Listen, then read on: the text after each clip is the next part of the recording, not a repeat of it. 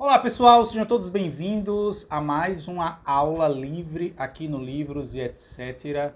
Eu me chamo Leonardo Lisboa, sou professor e como acordado com vocês alguns vídeos atrás aqui mesmo no Livros e etc. Finalmente estamos de volta às atividades aqui do canal. E como prometido, tanto eu quanto a minha esposa, semanalmente nós iremos trazer aulas livres aqui para todos vocês que nos acompanham sobre temas que nós acreditamos, que nós julgamos serem necessários para ampliar o horizonte de conhecimento de todos vocês. A minha esposa tem se dedicado nos últimos meses a estudar profundamente o feminismo, enquanto que eu tenho me dedicado nos últimos anos a estudar mais sobre o socialismo, capitalismo, comunismo e regimes autoritários e como nós podemos fugir das falácias apresentadas pelas pessoas que acreditam nessas ideias. E na aula de hoje eu irei apresentar a vocês de uma maneira breve, sucinta, mas extremamente interessante, acredito eu, 10 razões do porquê você não deveria ser socialista barra comunista.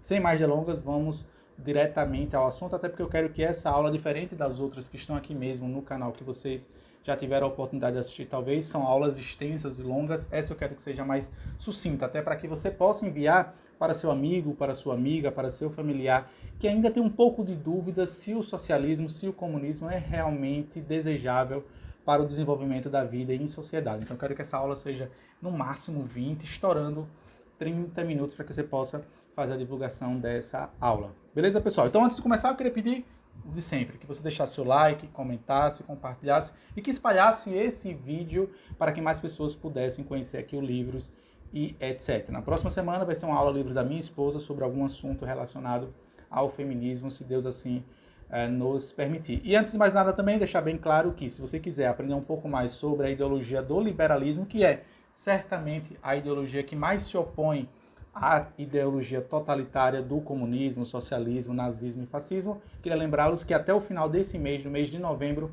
o meu curso de introdução ao liberalismo, uma viagem do clássico aos contemporâneos, um curso completo de mais de 30 horas de conteúdo inédito, está em promoção nesse mês durante a Black Friday. Vou deixar aqui na descrição, caso você queira dar uma olhada e adquirir, conhecer um pouco mais sobre o curso e aprender ainda mais sobre essa ideologia, no caso, o liberalismo, que tomou, de certa forma, corpo cada vez mais na sociedade e mais pessoas estão desejosas de conhecer o que é esse tal de liberalismo. Então, caso você ainda tenha interesse em adquirir, com valor mais do que especial, dá uma olhada aqui mesmo na descrição desse vídeo. Beleza, pessoal? Bom, dado esses avisos, vamos lá. Eu separei aqui 10 argumentos centrais do porquê você não deveria ser socialista e comunismo. Poderíamos chamar esse vídeo até melhor, 10 razões para dizer não ao socialismo e comunismo. Só lembrando que eu vou colocar aqui socialismo e comunismo na mesma bandeja, até porque quando você vai estudar de fato os autores marxistas, tanto o socialismo como o comunismo, nada mais do que são estágios, fases diferentes do mesmo processo revolucionário. Primeiro, segundo a própria ótica do Karl Marx, como já expliquei inclusive em aulas anteriores aqui, numa playlist chamada Desmascarando o Marxismo, que já são mais de 6, 7 horas de conteúdo apenas sobre os estudos em cima do manifesto do Partido Comunista e algumas refutações sobre as ideias apresentadas por Marx e por Engels. A segunda ótica do Karl Marx você tem capitalismo, socialismo e depois comunismo, tá? Porque o próprio Karl Marx acredita que seria necessário primeiro na sociedade atingir um nível de capitalismo de produção, né, uma riqueza exacerbada, para que depois houvesse o socialismo, ou seja, a socialização dos bens de produção, para que aí sim toda a estrutura de classe fosse destruída finalmente e alcançasse o tão sonhado e tão aguardado comunismo. Então, por isso que durante alguns momentos aqui na nossa fala, nessa nossa breve aula de hoje, eu posso falar socialismo e comunismo. Eu quero que vocês entendam que nada mais do que são, em tese, a mesma coisa, só que são fases diferentes do mesmo processo revolucionário. Bom, o primeiro ponto do porquê eu acredito que você deveria rejeitar ou dizer não ao socialismo é o fato de que socialismo e comunismo são a mesma ideologia. Apesar de apresentarem para vocês, muitos intelectuais usam-se desse argumento, não, mas o comunismo é diferente do socialismo. Não, não é. Até porque, como eu acabei de falar, e quando você estuda de maneira séria e profunda os escritos de Marx, de Engels, de Antonio Gramsci, de Lukács, ou da própria escola de Frankfurt, você há de compreender e você há de chegar na conclusão de que socialismo e comunismo é a mesma coisa. O que muda justamente são as fases. Um é um pouco mais embrionário, que seria o socialismo, enquanto que o comunismo já é o estágio final desse processo revolucionário. E por que algumas pessoas utilizam-se desse argumento de que tentar destoar o socialismo do comunismo? Bom, quando você vai observar as experiências ao redor do mundo, entre elas as mais famosas, na União Soviética, na Coreia do Norte, no Vietnã, na própria Cuba, em algumas repúblicas que foram dominadas pela União da República Socialista Soviética, você há de perceber e há de observar de maneira muito clara, cristalina, a miséria e a desgraça que foram acometidas dessas nações que seguiram os ideais socialistas e posteriormente comunistas. Então, talvez por isso essa é uma leitura que eu faço do porquê os intelectuais tentam, digamos assim, separar, né, essas duas ideologias que são nefastas e são danosas ao próprio desenvolvimento da vida em sociedade e as pessoas que vivem em países ou em lugares que praticam e colocam em prática essas ideias marxistas. Mas é importante deixar claro que nada mais do que são o mesmo lado da moeda. A diferença é que, como eu falei, um é mais embrionário e o outro é mais um estágio final. E quer ver outra coisa também que é curiosa? Já notaram que a maior parte dos países que levam a cabo esses ideais socialistas e comunistas, eles sempre tentam disfarçar, acrescentando um nome democrático ao seu país. A Coreia do Norte, República Democrática da Coreia do Norte, mas não tem nada de democrático, tá? A União das Repúblicas Socialistas Soviéticas e outros tantos países que levaram a cabo e levaram a fim os ideais socialistas e comunistas, eles sempre tentam, meio que de certa forma, enganar algumas repúblicas também ali da própria África, que sofreu um grande impacto dos ideais marxistas ali em algumas, digamos assim, alguns governos autoritários e ditatoriais também se valem desse mesmo expediente de mascarar um pouco o regime socialista e comunismo, acrescentando apenas um nome oficial do país, a palavra democracia. Mas no fundo e na prática, quando você vai observar atentamente como é que funcionam esses regimes desses países autoritários, eles nada têm de democráticos. Bom, segunda razão porque eu acho que você deveria acredito que você deveria dizer não ao socialismo é que o socialismo viola a liberdade pessoal. O socialismo tem um discurso muito bonito de eliminar a injustiça do mundo, só que de certa forma, ao fazer isso, quando você vai observar, ele destrói a verdadeira liberdade do ser humano. E que liberdade é essa? A liberdade de crença, a liberdade de pensamento, a liberdade de expressão. Por quê? Já que o socialismo visa socializar os meios de produção e fazer com que todo mundo, de certa forma, acabe pensando igual. Tanto é que, quando você vai observar, mais uma vez, fato ululante, basta você observar as experiências socialistas e comunistas ao redor do mundo, e todas elas têm essa característica muito forte de perseguir as individualidades, ou seja, aqueles indivíduos que tendem a pensar diferente, que tendem a fugir da bolha. O socialismo e o comunismo, seja qualquer um dos dois, tanto um quanto o outro, persegue justamente aqueles indivíduos que, vamos dizer o seguinte, decidem nadar contra a maré, decidem ir contra o status quo imperante ali naquela sociedade comunista. Então, assim, o socialismo e o comunismo, em essência e por excelência, visa destruir essa verdadeira liberdade, que é a liberdade de crença, de expressão, de pensamento, de consciência. Bem que pensamento e consciência são palavras sinônimas. Para vocês conhecerem um pouco mais sobre como esses regimes comunistas perseguem essas liberdades, eu aqui já faço a primeira recomendação de leitura de um romance distópico de um autor socialista, o George Orwell, que é o pseudônimo do jornalista Eric Arthur Blair, e o seu fantástico livro chamado 1984, que é uma crítica ferrenha e ácida ao totalitarismo presente nos regimes socialistas, que ele mesmo presenciou ali na Europa na primeira metade do século XX. Lembrando, eu estou falando do autor socialista que fez uma obra, um dos romances mais famosos, que aborda esse assunto de uma forma brilhante. Fica a recomendação, 1984, do George Orwell. Vocês vão conhecer um pouco mais sobre como é a perseguição dessas liberdades individuais em regimes autoritários. Dando continuidade, a terceira razão porque eu acredito que você deveria dizer não ao socialismo, essa tem um pouco a ver com a segunda que eu comentei com vocês anteriormente, é que o socialismo, ele viola a natureza humana. Permita-me explicar de forma rápida e sucinta. Lembrando, tá, gente? Isso aqui só é um vídeo introdutório, você enviar para os seus amigos, caso você queira conhecer, digamos assim, a negatividade do pensamento socialista e comunista de uma maneira mais aprofundada, eu recomendo você acompanhar a playlist que está aqui mesmo no meu canal, chamado Desmascarando o Marxismo, que eu vou deixar aqui na descrição. Por que eu afirmo de maneira categórica e veemente que o socialismo viola a natureza humana. O socialismo ele é antinatural. Por quê? Porque ele destrói a iniciativa pessoal, aquilo que é fruto do nosso intelecto e do livre arbítrio, né? Por quê? Porque ele substitui o nosso intelecto e o livre arbítrio pela gerência de um ente estatal, né? Já que na lógica, na ótica socialista e comunista, é o Estado que deve decidir qual caminho você, como cidadão daquela sociedade, deve seguir, qual emprego você deve correr, qual emprego você deve seguir, qual profissão você deve caminhar, até mesmo as relações pessoais são comandadas, são controladas em um regime socialista e comunista, visando justamente manter o controle sobre aquelas pessoas que estão sob o jugo do autoritarismo. Tá? É importante deixar claro que, onde quer que tenha se realizado experiências socialistas e comunistas, todas elas descambaram para o autoritarismo, para a perseguição dos indivíduos e para o assassinato sistemático dos seus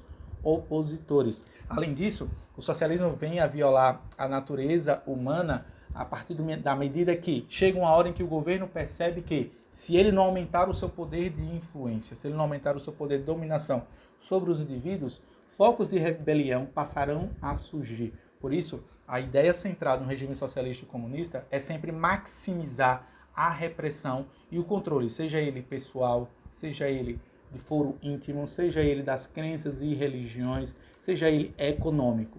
Porque quem está comandando aquele regime socialista comunista percebe que ele precisa controlar todas as áreas da sociedade para manter sob o seu jugo as pessoas que compõem aquela região. E isso vai contra totalmente a própria natureza da humanidade, que tem a ver com o quê? Com causas e consequências, meritocracia, você ser merecedor das suas ações e, claro, sofrer as consequências dos seus atos, mas que você seja livre para fazê-lo. No regime socialista não acontece, pois todas as decisões são tomadas por um politburo, ou seja, por um grupo de políticos que estão comandando aquele regime autoritário. Existe uma frase clássica e icônica a respeito dos marxistas e desses ditadores, que eu não vou lembrar exatamente quem foi que a proferiu, que é mais ou menos algo parecido com isso, né? Abre aspas. Não existe nada pior para um socialista do que ser governado por um socialista que não seja simpático a ele, né? E se você for observar, mais uma vez, dados históricos, por exemplo, Stalin, quando chegou ao poder após a morte um tanto quanto suspeita e estranha de Lenin. Por que eu digo suspeita e estranha? Porque alguns historiadores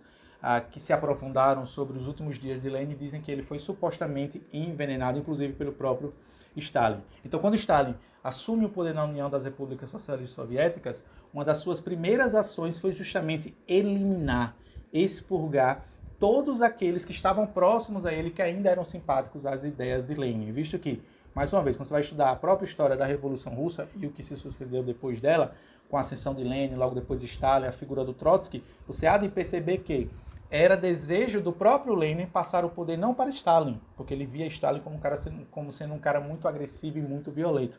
E, de fato, Stalin tem um histórico muito mais militarizado do que o próprio Trotsky, né, o Leon Trotsky. E ele é que era o preferido de Lenin para assumir o poder da URSS. Mas Stalin tomou a frente, não apenas passou a perseguir aquelas pessoas que eram simpáticas às ideias de Lenin, né, ou que não queriam que ele chegasse ao poder, como fez o possível também para afastar Trotsky do poder. Inclusive o próprio Trotsky passou a ser perseguido depois, teve que fugir da URSS e passou a ser perseguido de maneira aguerrida e incessante pelo próprio governo de Stalin, que depois ele conseguiu finalmente dar cabo à vida do Trotsky lá do outro lado do oceano, aqui mesmo no continente americano. Então vejam que isso é algo que está dentro da natureza do próprio regime socialista, essa perseguição aos indivíduos que discordam. Número 4, do porquê eu acredito que você deveria ser contrário ao pensamento socialista e comunista. O socialismo viola a propriedade privada. E eu, como um defensor do livre mercado e do sistema capitalista de produção, apresento aqui a vocês o seguinte, que uma sociedade que não respeita a propriedade privada está fadada ao fracasso. Porque pensem aqui comigo, por qual motivo você vai se esforçar? Por qual motivo você vai dedicar o suor do seu labor para construir algo, para, como é que eu posso dizer, construir bens materiais para você, para a sua família, para os seus descendentes, se a qualquer momento, apenas por uma divergência política, de pensamento ou de posição ideológica, o governo tem o poder de tomar aquilo mesmo que você construiu. Inclusive, isso está no âmago, está no pensamento central, nevrálgico do pensamento socialista e comunista, essa perseguição sistemática da propriedade privada. Mas é importante deixar claro aqui que não todas as propriedades, mas sim daquelas pessoas que discordam do pensamento que impere naquela determinada região. Apenas a critério de curiosidade, após a Revolução Cubana, quando o governo de Fidel Castro chegou ao poder com a ajuda relevante do militar, como nós conhecemos hoje, o Che Guevara, conta-se relatos daquela época que uma das primeiras coisas feita pelo governo do Fidel Castro e pelo Che Guevara foi justamente tomar as mansões e as propriedades dos milionários que ali viviam e tomaram essas mansões para eles mesmos, para eles próprios. Então, assim, esse discurso de fim da propriedade privada é cômodo. Eles utilizam desse argumento justamente para convencer as pessoas que, por exemplo, vivem em situações miseráveis ou que não têm a mesma condição mobiliária, por exemplo, que um milionário tem. Ou seja, eles utilizam desse argumento para convencer, mas uma vez instalada a ditadura do proletário, seja comunista, ou seja socialista, ou seja comunista, eles mesmos tomam para si aquelas propriedades privadas que eles mesmos criticavam antes da tão chegada Revolução do Proletário. Então fica aqui a reflexão. Como é que você está defendendo um regime, seja ele socialista ou comunista, que vai contra o próprio desígnio do ser humano, que é construir, que é formar, que é construir laços entre as pessoas, entre os indivíduos, entre as famílias. Quando a gente fala propriedade privada, não estou me referindo a tão somente o bem imobiliário. Claro que isso faz parte dessa ótica da propriedade privada. Mas eu estou falando também justamente de tudo aquilo que você constrói ao seu redor. E que tanto o socialismo quanto o comunismo visa destruir, visa sufocar e tomar para o seu próprio controle. E ele faz isso sempre de uma maneira muito, como é que eu posso dizer, muito baixa, vil, rasteira. Tá? Justamente utilizando esse argumento de que você deve ser contra aquelas pessoas que têm alguma coisa. Quando na verdade você deveria se tocar que você precisa também trabalhar para desenvolver suas próprias habilidades, que você deveria trabalhar para construir seu próprio império ou qualquer coisa parecida com isso. Bom, caminhando aqui para o quinto motivo do porquê você deveria dizer não ao socialismo e o comunismo, eu trago aqui um ponto um tanto quanto polêmico, mas interessantíssimo para abordar aqui, é que o socialismo e o comunismo eles se opõem diametralmente à ideia do matrimônio, à ideia do casamento tradicional. Como eu já comentei aqui com vocês, um tempo atrás, está disponível aqui também, caso vocês queiram assistir, uma aula completa de quase 2 horas, para ser mais sincero, onde eu expus as ideias presentes no manifesto do Partido Comunista. Existe um capítulo específico onde Marx e Engels fazem um ataque direto à ideia da família tradicional, a ideia da família burguesa, por, segundo Marx, ela perpetuar as injustiças das classes, ou seja, ela favorecer a dominação das classes superiores em cima, ou melhor dizendo, sobre as classes inferiores. Então, parem para analisar. Os regimes socialistas e comunistas, eles não encontram, eles não enxergam a razão moral no sentido da revolução sexual. Na verdade, eles promovem essa ideia do sexo livre, do amor livre, do sexo sem consequência, do sexo sem preocupação com a própria ideia de procriação, justamente porque isso acaba favorecendo a própria destruição da família, que os marxistas chamam da família burguesa, né? Agora, devemos lembrar que a sociedade se desenvolveu a tal ponto como nós conhecemos hoje, foi justamente graças ao relacionamento monogâmico e graças ao matrimônio estável realizado entre duas pessoas que têm como objetivo construir, desenvolver e promover a boa-aventurança entre a sociedade. E, infelizmente, tanto o socialismo quanto o comunismo visa justamente atacar o núcleo central da família. Porque se você não tem famílias bem estruturadas, logo, é óbvio, e o Lula perceber isso, que a sociedade por si só também não será evoluída, a sociedade também não será desenvolvida de maneira, como é que eu posso dizer, hábil e de maneira a promover a boa-aventurança entre os indivíduos que compõem aquela sociedade. Visto que, além do casamento, e aí esse ponto do casamento volta ainda um pouco para aquela questão da propriedade privada. Se você não tem um casamento estável, você não consegue também construir, você não consegue também formar uma família, formar um núcleo familiar ao seu redor e tampouco desenvolver a sua própria propriedade privada. Então vejam como ataca-se a propriedade privada e ataca-se também o matrimônio. Você está arrasando porque eu acredito que você deveria rejeitar e dizer não a ideias socialistas e comunistas que vierem diante de ti. O socialismo se opõe a um direito fundamental dos pais, que é o direito à educação. É importante deixar isso aqui bem claro como um professor, apesar de ter frequentado a universidade, apesar de ter ministrado aulas nos mais variados estágios de ensino, ensino básico, fundamental, médio, superior e até da pós-graduação, devemos lembrar que existe uma diferença entre educação e escolarização. O sistema educacional ao qual você, talvez meu querido aluno que esteja assistindo essa aula, está inserido é o sistema da escolarização. A educação é algo que, desde que o mundo é mundo, é proveniente e deve ser a primazia entregue aos filhos pelos pais, pelos gestores que colocaram aquela criança no mundo. Todavia, tanto o socialismo quanto o comunismo pensam justamente diferente. Eu explico a vocês por quê. Porque muitas das vezes uma educação bem fornecida no seio familiar a crianças faz com que esse indivíduo seja, de certa forma, como é que eu posso dizer, ele seja mais resistente a esses ideais socialistas e comunistas que são apresentados a ele na vida adolescente ou até mesmo na vida adulta. Talvez você que está me assistindo aqui conheça alguém, ou até mesmo na sua própria família, um jovem que foi criado dentro do seio familiar. No ensino médio ele começou a conhecer essas ideias socialistas e comunistas sendo apresentadas por professores tendenciosos. Quando chegou na faculdade, mais ainda se aprofundou nessas ideias e ele passou a ver a família, a sua própria família, como sendo rival, como sendo inimiga, apenas porque pensa diferente. Esse também é um ponto central do pensamento socialista e comunista, ou seja, retirar essa primeira educação que é fundamental para o desenvolvimento dessas características centrais de uma criança dos pais, para que justamente fique cada vez mais fácil você atrair crianças, adolescentes, jovens e adultos, depois os idosos, é óbvio, para essa ideologia nefasta e perversa que é tanto o socialismo quanto o comunismo. Então você, pai, mãe que estiver me assistindo, e você, criança, jovem, adolescente, atente, já percebeu como os socialistas e comunistas amam defender essa ideia da educação estatal? Só que devemos lembrar, a educação é dos pais e da mãe. A função da escola é ensinar, mas cada vez mais o que acontece nos ambientes educacionais é essa tomada de responsabilidade, não vou dizer nem tomada, essa forma de querer roubar, surrupiar essa função divina que deve ser dos pais de educar os filhos e não do Estado e não da escola, tá? Então tome cuidado muito com isso, especialmente se você for pai e mãe e estiver vendo esse vídeo. Digo também com conhecimento de causa por todas as escolas que eu frequentei, todas as escolas que eu lecionei.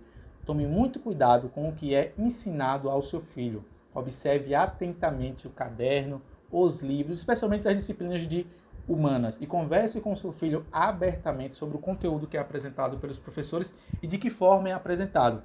Porque caso você se omita de acompanhar a educação do seu filho, no futuro talvez seja tarde demais para você conseguir conquistar o seu filho, no sentido de que seu filho se torne a ovelha negra da família e passe justamente a criticar você apenas porque você tem um pensamento diferente. Quantos relatos e relatos não circulam, não pululam pela internet de jovens que brigaram com os pais, brigaram com a mãe, brigaram com avós, apenas porque eles pensaram politicamente diferente. Sei lá, votaram em Bolsonaro. E automaticamente esses jovens de 14, 15, 16 anos tornam-se inimigos do mesmo seio familiar do qual ele foi gerado, do qual ele foi constituído. Então tome muito cuidado. Fica aqui a recomendação de um professor que está há quase uma década em sala de aula, e eu mesmo posso confessar a vocês que eu observei absurdidades sendo ditas na sala de professores pelos próprios alunos, que sofrem, de certa forma, uma lavagem cerebral por parte de alguns professores, especialmente da área de humanas. Então fica aqui a minha recomendação. Bom, sétimo ponto do porquê eu acredito que você deveria dizer não e rejeitar as ideias socialistas e comunistas. O socialismo promove a igualdade radical. Esse é um discurso muito bonito, né? Essa suposta igualdade absoluta entre homens e mulheres é o pressuposto fundamental desses regimes socialistas e comunistas. Só que o que você deve observar é de que forma essa igualdade pode ser alcançada. Primeiro, vamos deixar claro o seguinte aqui: ninguém é igual a ninguém. Eu não sou igual a você, você não é igual ao trem, e vice-versa. E assim a gente pode fazer isso indefinidamente se nós observássemos todas as pessoas que compõem a nossa sociedade e que habitam o mundo. Então percebam que, por que o socialismo e o comunismo levantam essa bandeira da tal da igualdade entre as pessoas? Justamente, eles tentam convencer pelo lado a qual você é mais fraco. Então qual é o discurso muito bonito e apresentado, mas que lembra muito esqueci até o nome do personagem da mitologia grega, Medusa, que atrai, né? Atrai você, mas quando você olha, você sente-se petrificado. Qual é o discurso que eles usam para convencer você? É a ideia do ódio. Ódio pelo que a pessoa tem, pelo que a pessoa possui. Então, vem isso um discurso muito mais ou menos parecido com isso. Ah, você não tem iPhone porque é muito caro. Ah, mas se fosse socialista, comunista, todo mundo teria iPhone. Então, assim, é um discurso muito bonito, né? É um discurso que convence, especialmente aquelas pessoas mais carentes de uma espiritualidade intelectual, filosófica, ou até mesmo de vida, né? Porque quando você vai viver um pouco mais, você percebe que, na prática, essas ideias socialistas e comunistas não funcionam de forma alguma. Basta, mais uma vez, vocês observarem as experiências do século passado e as experiências que estão acontecendo, que estão em curso nesse momento a qual você está assistindo a nossa aula. Observe, pois, se você for do Brasil e vai ver nesse vídeo, observe a situação miserável a qual passa a Venezuela aqui, no nosso país vizinho. Observe a miséria também a qual está passando, melhor dizendo, a própria Argentina, com empresas fugindo, com pessoas desesperadas tentando vender suas posses, porque justamente um governo socialista venceu as últimas eleições e está tentando emplacar as ideias socialistas no seio da sociedade. Então, essa igualdade, se vocês forem observar no fundo, nada mais do que uma falsidade. Falo também com conhecimento de causa. Basta você observar como vivem os ditadores num regime socialista. Será que eles vivem da mesma forma, no mesmo patamar, na mesma qualidade de vida do que as pessoas comuns, do que as pessoas comuns, do que os plebeus que compõem aquela sociedade? Quando você vai observar mais uma vez esses grandes nomes do socialismo que chegaram a ocupar cargos de relevância política no seu determinado país, entre eles, eu cito aqui mais uma vez, o Fidel Castro, o próprio Kim Jong-un na Coreia do Norte, o próprio Lenin, Stalin e outros tantos, o próprio Pol Pot no Camboja. Você acha realmente que esses indivíduos que levaram a cabo os ideais socialistas em última instância, eles vivem ou eles viveram na miséria a qual a maior parte dos cidadãos daquela determinada nação viveram? De forma alguma. Você acha realmente que Stalin, que Lenin, que Che Guevara, que o próprio Fidel Castro, ele vivia da mesma forma como um cidadão comum? Não, basta vocês observarem relatos históricos, biografias desses indivíduos a qual eu estou citando aqui, ou seja, a igualdade no discurso, a igualdade muito bonita, mas uma vez alcançado o poder, esse discurso seduzente, esse discurso sedutor cai por terra, porque uma vez que ele está sobre o controle de todos os bens e os postos daquela determinada sociedade, ele pensa, por que eu vou viver igual? Por que eu vou ficar na miséria? A miséria é apenas para aquelas pessoas que pensam diferente, né? Tanto é que quando você vai observar mais uma vez, né? Tanto regimes socialistas como comunistas, uma das primeiras iniciativas desses países foram justamente criar campos de concentração, os famosos kulaks, que também, quando você estuda mais uma vez a história do século passado, você há de perceber uma semelhança assim, muito latente, por exemplo, e muito recorrente entre todos esses países que adotaram essas metodologias ou essas ideologias socialistas e comunistas. Os próprios campos de concentrações nazistas que nós ficamos conhecendo a atrocidade ao final da Segunda Guerra Mundial, foram inspirados nos kulaks da União Soviética. E isso é documentado, isso é transparente. Qualquer pessoa que estude minimamente, seriamente, um pouco desses regimes autoritários do século passado, há de perceber que essa igualdade não existe de forma alguma, ao menos não aqui na Terra. A igualdade, tal como a gente acredita, será tão sonhada e tão desejada apenas no paraíso celeste. Coisa essa que nunca teremos aqui na nossa Terra, nunca teremos aqui no plano terrestre. Bom, falando em plano terrestre, o oitavo ponto do porquê eu acredito que você deveria dizer não ao socialismo e ao comunismo está totalmente intrinsecamente ligado ao sétimo, e esse finalzinho aqui que eu falei sobre a realidade espiritual, é que o socialismo promove o ateísmo. Existe uma frase clássica atribuída ao Marx, onde ele supostamente afirmou que a religião é o ópio do povo. Em que sentido ele fala isso? No sentido de que a religião atrapalha a ideologia revolucionária. Pois, se você tem uma fé, se você tem uma crença muito forte no divino, você não vai passar a cultuar outra divindade. Afinal de contas, regimes socialistas e comunistas, eles querem substituir o Deus o divino por quem? Pelo culto ao Estado, pelo culto à personalidade. Observe mais uma vez, os regimes socialistas e comunistas, uma vez chegado ao poder, qual é a primeira função deles? É tentar destruir a religião e erigir esses indivíduos, esses sujeitos, como se eles fossem divindades, espalhando imagens desses sujeitos por toda a cidade, ou por todos os prédios, ou por todas as partições públicas, para que justamente o indivíduo que compõe aquela determinada nação esqueça-se de Deus, esqueça-se do divino e passe a cultuar aquele sujeito, aquele indivíduo de carne e osso, e consequentemente é o próprio ente estatal. O socialismo ele tende a promover esse ateísmo justamente por enxergar, como eu falei no início aqui dessa nossa explanação, desse ponto 8 chamado socialismo promove o ateísmo, no sentido de que o socialismo ele rejeita o mundo espiritual, alegando o quê? Que só existe a matéria, Deus, a alma e a vida futura são apenas ilusões. Ou seja, tanto o socialismo como o comunismo, quando você vai estudá-los de maneira mais profunda, você há de perceber e você há de encontrar nos escritos socialistas e marxistas uma referência ao divino, ao belo, mas não ao divino e ao belo transcendental, mas sim trazer esse divino e belo para o ambiente terrestre. E qualquer pessoa que tenha estudado um pouco da teologia cristã há de perceber e há de concordar, e esse é um dos grandes dogmas da Igreja Católica da Santa Sé, a qual eu me solidarizo, a qual eu sou muito mais simpático, é óbvio, do que qualquer outra religião, é que está lá no dogma da Igreja Católica. Não existe o paraíso na terra. O paraíso é celeste, o paraíso é tão somente no céu, após a sua passagem, que é serena aqui na terra, e que, segundo a própria ótica da teologia cristã, o que você deve fazer é trabalhar, é você se esforçar para que a sua passagem aqui na terra faça com que você conquiste o paraíso celeste, e não tentar trazer o paraíso celeste aqui para a terra. Eu me lembro, desculpa abrir aqui esse parênteses, no meu primeiro ano do curso de Ciências Sociais aqui na Universidade Federal de Sergipe, curso esse que infelizmente por motivos pessoais eu não consegui concluir, eu me lembro de uma aula de Sociologia 1, de um professor, ele estava ministrando a aula e aí ele comentou num tom meio que zombeteiro, né? Mais ou menos assim, eu não sei por que os socialistas, desculpa, eu não sei por que os religiosos, por que os cristãos temem o socialismo, temem o comunismo. E eu me lembro naquela época, 5, 6, sei lá, uns 7 anos atrás, eu era muito verde ainda sobre esses estudos dos regimes totalitários, mas já naquela época eu sabia, tanto é que eu respondi ao professor e ele meio que ficou sem resposta. Eu falei algo mais ou menos assim, professor, é óbvio que é justificável o receio dos cristãos e dos religiosos aos regimes socialistas e comunistas. Em todas as experiências socialistas e comunistas, uma das primeiras parcelas da sociedade a serem perseguidos foram justamente os cristãos, foram justamente os religiosos.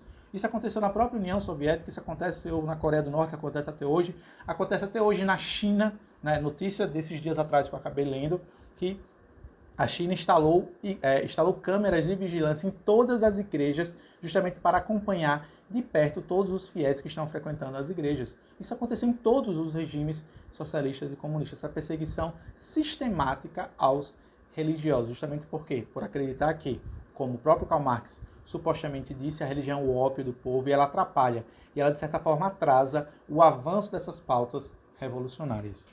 Bom, caminhando para o penúltimo ponto, o socialismo promove o relativismo. Por quê? Porque na lógica, na ótica socialista, não existe verdades absolutas e tampouco moral absoluta, né? Tanto a verdade quanto a moral, nos escritos marxistas, nos escritos socialistas, ela é muito relativa. Por quê? Porque ela vai de conta, ou melhor dizendo, ela vai de encontro justamente àquele indivíduo que estiver comandando aquela nação socialista. Agora, devemos lembrar que isso está totalmente, diametralmente oposto à própria ideologia, por exemplo, cristã, a qual eu citei aqui no ponto 8, a respeito de como o socialismo promove o ateísmo. Existe sim o certo e errado, existe sim uma moral que é certa e uma moral que é errada. Já perceberam como esses intelectuais de esquerda tentam apresentar através de palavras bonitas, de um vocabulário floreado, essa ideia de que não existe moral absoluta. O que é certo para mim pode ser errado para você e vice-versa. Nós temos que julgar as nações de acordo com suas experiências. Não, peraí, vamos lá. Vamos trazer aqui um exemplo bem histriônico. Eu sei que é extremado, mas vamos trazê-lo aqui. Algumas tribos indígenas, até hoje, têm o hábito de assassinar bebês que nascem com algum tipo de deficiência. Qual é a lógica por trás desse ato, no mínimo, assim, faltam-me até palavras para adjetivar esse tipo de comportamento, esse ato insano, esse ato, assim, faltam-me palavras. Confesso a vocês que eu não sei nem, até vou me controlar aqui para não proferir nenhum impropério aqui. Mas qual é o argumento que os socialistas e esquerdistas usam para defender esse tipo de ação praticada por algumas tribos indígenas? Não, mas é que na ótica da tribo indígena, se o indivíduo nasce sem algum membro, sem algum órgão, nasce com algum tipo de deficiência, ele não vai conseguir sobreviver na natureza e por isso ele deve ser sumariamente assassinado, sumariamente executado, tal como os espartanos faziam antes de Cristo, quando um bebê nascia com algum tipo de deficiência, eles atiravam um bebê do monte. Ok, estamos em 2020. Esse argumento é válido? De forma alguma. Hoje em dia, graças à tecnologia que nós temos, o próprio Stephen Hawking é um exemplo aí. Imaginem. Então, nessa ótica de que tudo é certo e que tudo é moral, Stephen Hawking, um dos maiores físicos teóricos do mundo, sequer chegaria à idade que ele chegou. Porque graças à tecnologia que fez com que ele pudesse continuar a produzir a ciência que ele produziu. Mas vocês imaginam a situação do Stephen Hawking nascendo, ou melhor dizendo, tendo sido criado numa tribo indígena. Ele já teria sido eliminado assim que fosse descoberta a doença a qual o deixou nessa situação convalescente a qual ele se encontra atualmente. Então veja que essa ideia da moralidade, da verdade, dizer que não existe o certo e o errado, não existe sim, existe o certo e o errado, existe a moral certa, existe a moral errada. Eu posso muito bem vir aqui falar, essa ação das tribos indígenas de assassinar sumariamente bebês que nascem com algum tipo de deficiência é errado. O que é que essas tribos indígenas deveriam fazer? Já que não quer criar, tudo bem, isso até é válido. Entregue para doação. E eu tenho certeza que famílias estarão dispostas a acolher esse bebê que tem algum tipo de deficiência e fazer o possível para que esse bebê tenha uma vida saudável e frutífera e que traga, quem sabe no futuro, descobertas ou até mesmo desenvolva suas competências e habilidades para que possam melhorar o mundo, tal, por exemplo, como o próprio Stephen Hawking fez. Né? Então vejam que essa ideia da moralidade, de relativizar a moralidade e relativizar o certo é algo que está muito no cerne do regime socialista e dos ideais comunistas socialistas. Basta você observar, por exemplo, as justificativas cabais que alguns intelectuais utilizam, por exemplo, para, de certa forma, até vou usar essa expressão que é da atualidade, né, dos jovens, passar pano, por exemplo, para os crimes e para as atrocidades cometidas em regime socialista. Não, mas era justificável que Stalin assassinasse milhares, milhões de opositores porque eles pensavam diferente. É justificável? Não é. Existe sim uma moral absoluta, existe sim uma verdade absoluta. Eu me lembro muito da clássica frase do Roger Scruton, filósofo britânico muito mais ligado ao conservadorismo, que infelizmente nos deixou no ano passado, onde ele afirmava que se um autor, abre aspas, se um autor diz a você que não existe verdade absoluta, ele está lhe pedindo para não acreditar no que ele mesmo escreveu. Eu acho essa frase do Roger Scruton fantástica. Inclusive, fica a recomendação ainda um pouco mais falando sobre esse nono ponto e penúltimo, sobre o relativismo, a própria relativização da beleza, né, que os esquerdistas tentam fazer, de que não, tudo é arte. Inclusive um homem nu deitado ao chão com crianças ao redor tocando no seu corpo é arte. Uma privada é arte. Uma lata de sardinha com dejetos no interior dela é arte. Um óculos atirado num canto, numa parede é arte. Recomendo aqui a todos vocês, meus queridos e estimados alunos que estiverem assistindo essa aula, pesquisem no YouTube Por que a Beleza Importa, do Roger Scruton, um documentário de um pouco mais de 1 hora, legendado aqui mesmo no YouTube, Why Beauty Matters. Mas você encontra Por que a Beleza Importa. Além disso, também eu faço uma outra recomendação, essa um pouco mais próxima a mim, até porque eu tive a oportunidade de conhecer pessoalmente esse estimado professor, o Carlos Nogueira, que também fez alguns documentários fantásticos chamado A Arte do Belo. Se não me engano, são 6, 7 episódios. Vou deixar aqui na descrição, tanto o do Roger Scruton, quanto o do professor estimadíssimo e amicíssimo Carlos Nogueira, para que você entenda um pouco mais o que eu estou falando sobre como a esquerda tenta relativizar não apenas a moralidade, como a própria arte, tal como nós a conhecemos. Bom, pessoal, caminhando para o 10º e nosso último ponto, eu queria pedir a vocês mais uma vez, dúvidas, críticas e sugestões são sempre mais do que bem-vindas aqui no espaço dos comentários.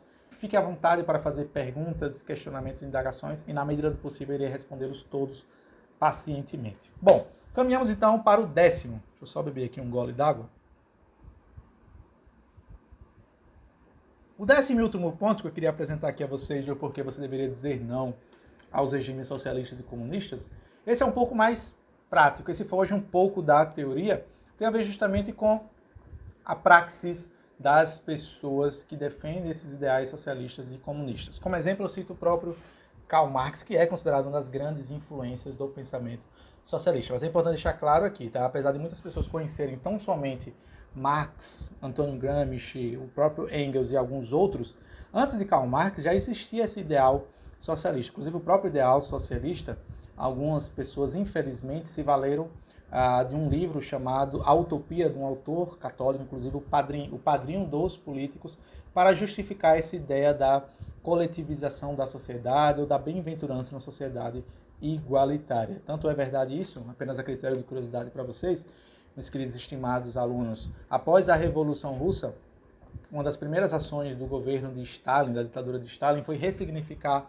alguns monumentos católicos, alguns monumentos que faziam referência à família dos Romanovs. E um deles, um dos grandes palácios que a família dos Romanovs era proprietária, eles erigiram, na verdade já existia lá um obelisco e eles colocaram, digamos assim, pessoas que deram sua contribuição para a própria Revolução Russa. Se não me engano, o terceiro ou quarto nome que eles colocaram nesse obelisco é justamente o nome do santo da Igreja Católica, o Thomas More. E eu já vi, inclusive, alguns socialistas utilizarem esse argumento para zombar da própria Igreja Católica. Mas é importante deixar claro aqui que Thomas More, ele alcançou o status de beatificação, de santidade, não pelo que ele escreveu, não necessariamente por esse livro, A Utopia, mas pelas suas ações. Também vou deixar aqui na descrição um filme biográfico da história do Thomas More, para que vocês conheçam, e que caso algum socialista mal intencionado utilize esse argumento para desmerecer da Santa Sé, no caso da fé da Igreja Católica, não, mas o Thomas More, que era católico, defendeu o socialismo. Peraí, ele não foi santificado, ele não foi beatificado por isso, ele foi beatificado por uma outra questão, por ser um opositor ferrenho à ideia do divórcio. Né? Dogma esse que até hoje persiste na Igreja Católica, essa ideia de que você não pode contrair um matrimônio com mais de uma pessoa, a não ser por algumas excepcionalidades, que não vem ao caso aqui falar sobre isso. Mas voltando ainda sobre esse 10º ponto, para vocês observarem a praxis, a ação desses indivíduos. O próprio Karl Marx, apesar de defender, por exemplo, e aí quando você vai pesquisar isso, a biografia, tá, gente? Isso aqui são informações da biografia do próprio Karl Marx. Eu vou deixar aqui na descrição também 2 biografias da Amazon que são muito boas para você conhecer um pouco mais sobre a figura histórica do Karl Marx, claro, no âmbito da sua vida privada. Eu acho que essas 2 biografias que eu vou recomendar aqui, elas são muito complementares, pois uma é muito mais dialética, ou seja, traz muito mais pontos negativos, né, enquanto que a outra, digamos assim, ele floreia a vida do Karl Marx. Eu acho muito interessante você, sempre que possível, fazer um contraste essas 2 visões de um personagem tão importante para a sociedade, né, independente de concordar ou não com as ideias do Marx. Mas, por exemplo, Karl Marx, no Manifesto do Partido Comunista, defende de maneira veemente a tomada do poder através da ação violenta, ou seja, pegar em armas e assassinar os burgueses. É isso que está escrito no Manifesto do Partido Comunista. Todavia, o próprio Karl Marx, ele foi, de certa forma, ele recebeu um conselho do seu pai para forjar uma doença. Ele já era um sujeito um pouco convalescente, ele já tinha uma certa doença, por assim dizer, nos seus pulmões, mas ele agravou essa doença de maneira proposital, bebendo e fumando, e meio que forjou laudos médicos falsos, justamente para se afastar, para não ser convocado para as atividades militares. Ou seja, o mesmo sujeito que diz que o proletário tem que pegar em arma, matar o burguês, não prestou serviço militar. Quando você observa a própria vida do Karl Marx, eu trago aqui o Karl Marx por ser a figura mais importante do socialismo e comunismo, mas eu peço apenas que você observe um socialista e um comunista ao seu redor, que você venha a conhecer. Será que realmente esse sujeito pratica tudo aquilo que a ideologia diz que ele deveria fazer? Será que esse sujeito já pensou ou doa, por exemplo, seus próprios bens, ou estaria disposto, melhor dizendo, a doar os seus próprios bens materiais para as pessoas menos favorecidas em nome dessa ideologia? Apenas a critério de curiosidade, isso é um tanto quanto tragicômico, o Karl Marx, ele viveu na extrema pobreza a maior parte da sua vida e ele foi substancialmente e financeiramente ajudado pelo seu amigo Engels, que, pasmem vocês, meus queridos e estimados alunos, era proveniente de uma família burguês, uma família de um alto empresariado que tinha várias empresas, várias fábricas ali na Inglaterra.